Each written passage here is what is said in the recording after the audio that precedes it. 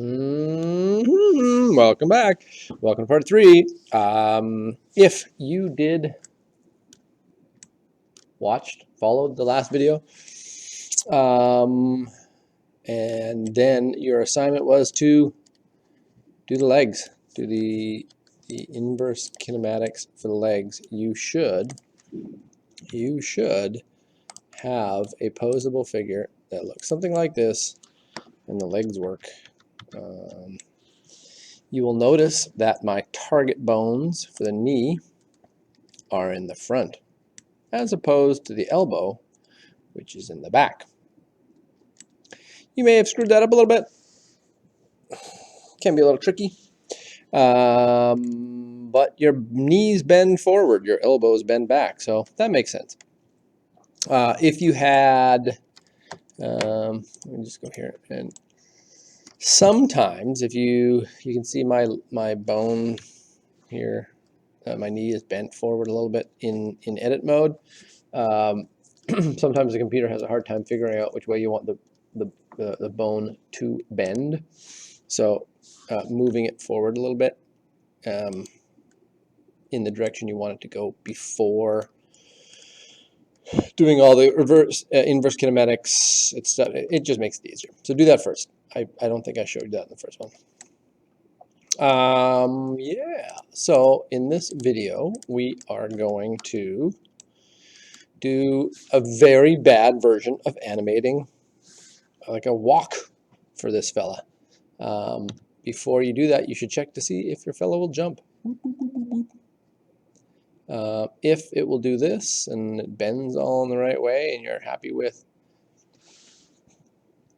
that, then we're ready to do a little bit of animation. So I'm going to set the frames to 48 so that it will be like a standard 2-second animation.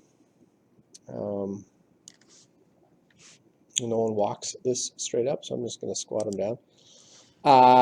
It's something that I just realized that maybe we can talk about right now. Notice when I move him up and down, look at his feet. See the feet down there, how they point downwards and they sort of just rotate around? One little addition that you can add is on your foot bone, you can add a copy rotation. Again, armature, and that is on the right foot. So it's gonna foot ik.r, so that when I move him down, you see that this foot here bends, but this one here doesn't. It does when I move the ik bone. Whereas see on this one here it doesn't. So let's put that one on a constraint on that one too. Copy rotation, armature. This is the left foot, ik.l.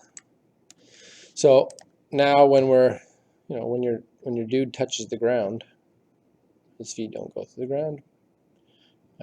When you're running, you can point the feet, etc., etc. So we're going to start with our fella sort of walking forward. Maybe their head is a little bit upright. Ooh, one thing I forgot. Before we get into all of these animations, let's do the easy way with auto keyframing. So let's turn auto keyframing on. And while we're here, let's turn this into the dope sheet. Yeah, which I think I did it right. I think. Yeah. On the action editor. Yeah. So I have all the different pieces. I'm just going to set that up. So all of my actions are here. Okay, Can I do that in dope sheet? I can do that in dope sheet. That's what I want to do. In the dope sheet, I've got all my bones ready for action. Okay. So let's set up an initial condition for our walking fella. If I simply grab that leg and move it backwards, grab that leg and move it forward,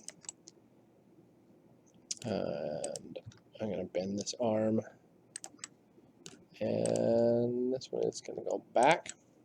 So here's where we start using our target bones. I can move those down, sort of like that, so that this person's elbows pointing downwards. Right, that right leg, yeah. Arm, right arm. I'm doing this the hard way.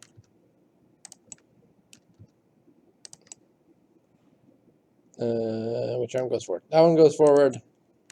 This one goes back. All right. So there's my initial walking condition. If I select all the bones again, and I go Shift D to duplicate and stretch it all the way to the end, all the way to frame 48, what I can do in the middle, which is frame 24, is I can change to the opposite side all the pieces that I have, and then you can have a little bit of a walk, and he'll return to the same place when my walk is done. So if I play this through, you can see that it's sort of doing a bit of a walk. You know, we can frame 12 is which leg is down? I don't know. Looks like a robot. I am a robot. I'm not putting a lot of effort into doing this well. I hope that you don't think I'm a bad person because of it. Oh no. Yeah, just gonna give it a little head wobble.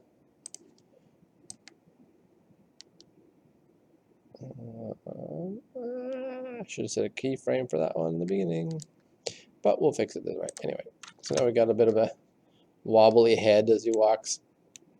That looks stupid. Anyway, this is going to be a shorter video than our last one, if I can speed this up. This is really bad. This guy's got like serious walking problems. He's wobbling all over the place. Oh, he's struggling. But anyway, we got a very basic tilt him forward. So he's like, oh, that I really broke it on that one.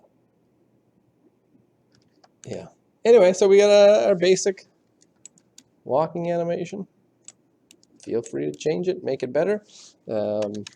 You know, if you get it and it's really, really horrible, it doesn't matter. You can always just select all the bones again in your dope sheet and make sure you hit A to select all of them and hit delete, and all your keyframes are gone. So, and redo it. Don't forget to save. Don't forget to save. File, save as, if you like it. If you hate it, throw it away. Anyway, that's the basics of animating with inverse kinematics. Now go and try it yourself.